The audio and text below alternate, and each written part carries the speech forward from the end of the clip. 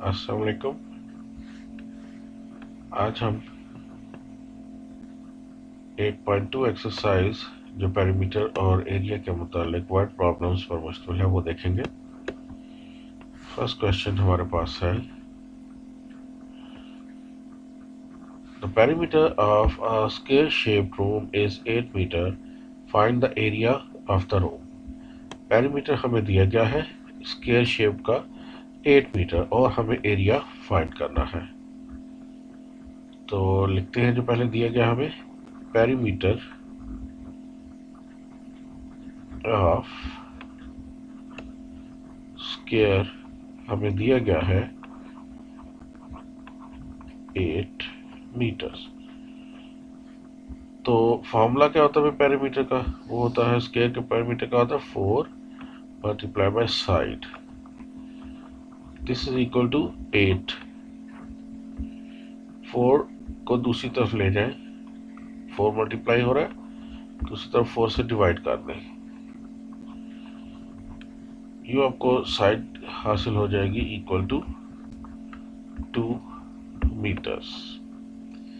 ये सोचते 4 को किससे मल्टीप्लाई करें तो 8 आता है, 4 को 2 से मल्टीप्लाई करें तो 8 आता है, लिहाजा साइड की लेंथ होगी 2 मीटर।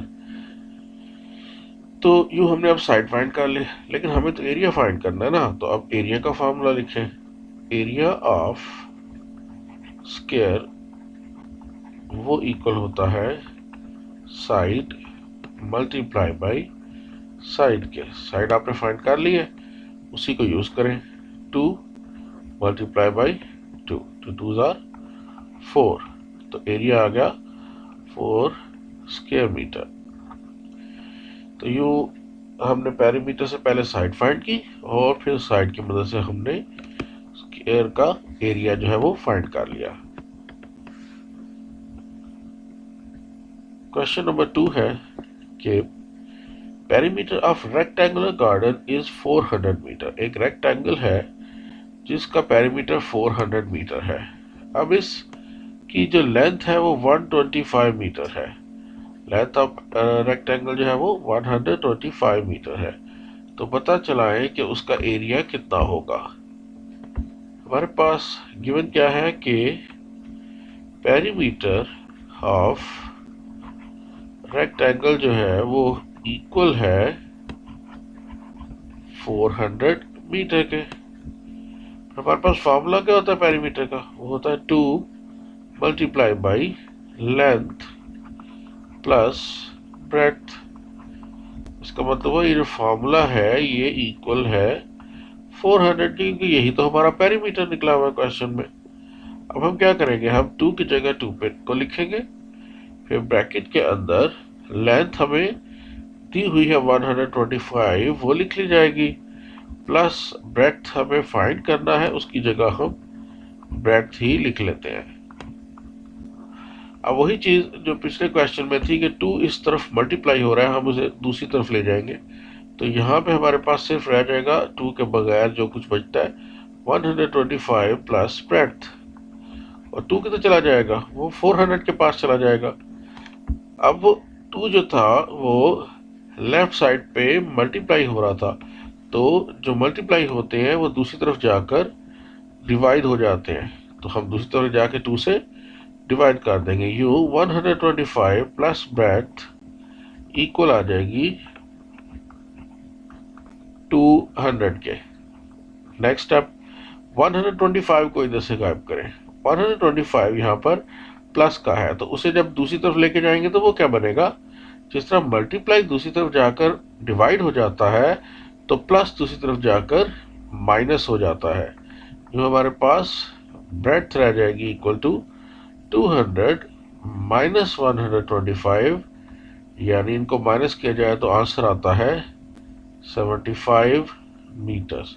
तो उस रेक्टेंगल की ब्रेड्थ 75 मीटर होगी। अब हमें फाइंड करना है उसका एरिया। तो एरिया ऑफ रेक्टेंगल का फॉर्मूला आपको याद होना चाहिए। एरिया ऑफ रेक्टेंगल इक्वल होता है एरिया ऑफ रेक्टेंगल इक्वल होता है लेंथ मल्टीप्लाई बाई ब्रेड्थ। तो लेंथ कितनी थी भाई? लेंथ दी हुई थी हमें 125 और ब्रेड्थ कितनी है? 75। 125 को 75 से मल्टीप्लाई कर लेते हैं अब हम। 125 मल्टीप्लाई बाई 75। 5 5 से 25, 5 लगा 2 कैरी, 5 2 10 2 12, 2 लगा 1 कैरी, 5 1 5 और 1 6।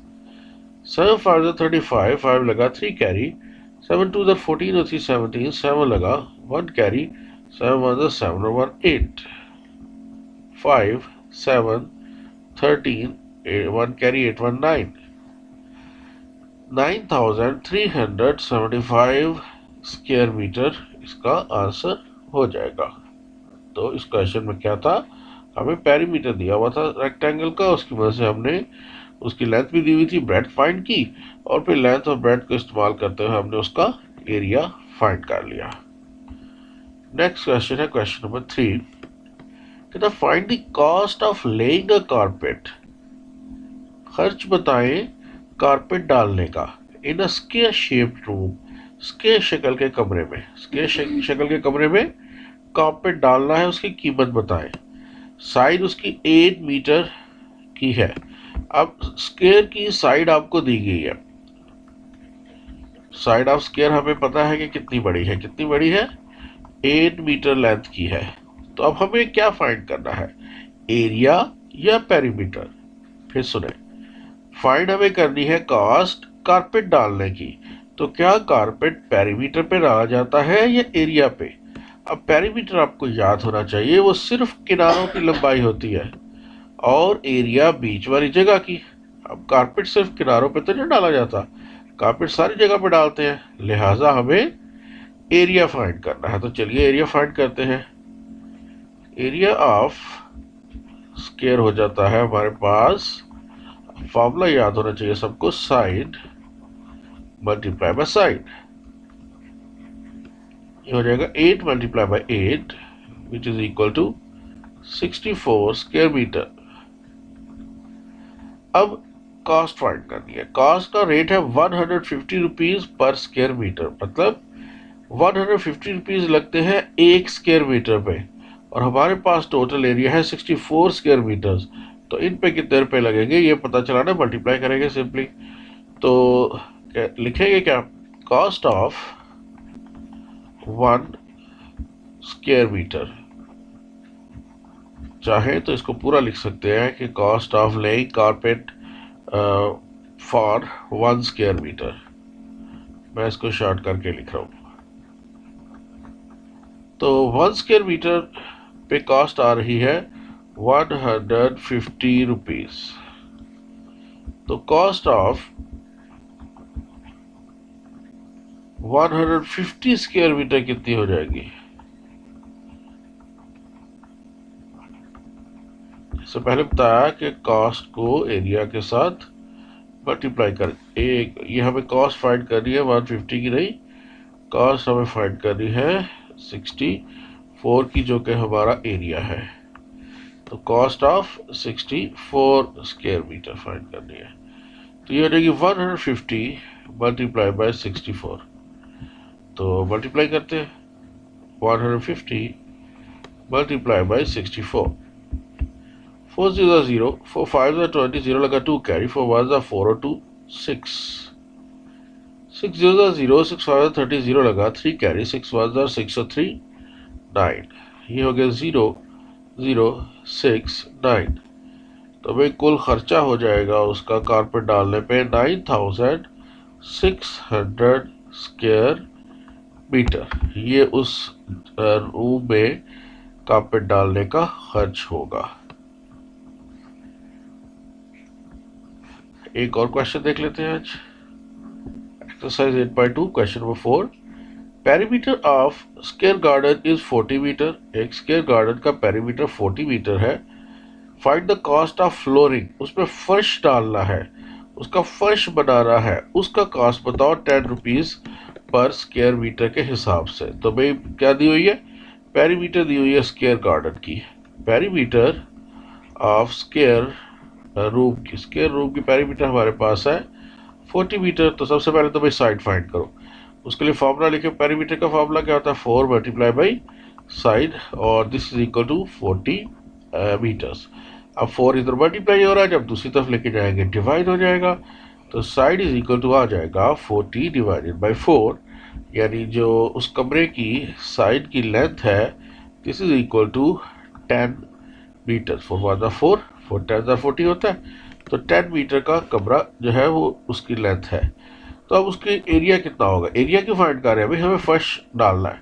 अब फर्श जो होता है वो कमरे की दीवारों के ऊपर नहीं डलता, किनारों पर नहीं डलता, बल्कि वो पूरे कमरे में डाला जाता है। तो इसलिए हमें पूरे जगह का की पैमाइश करनी है, हमें एरिया फाइंड करना है।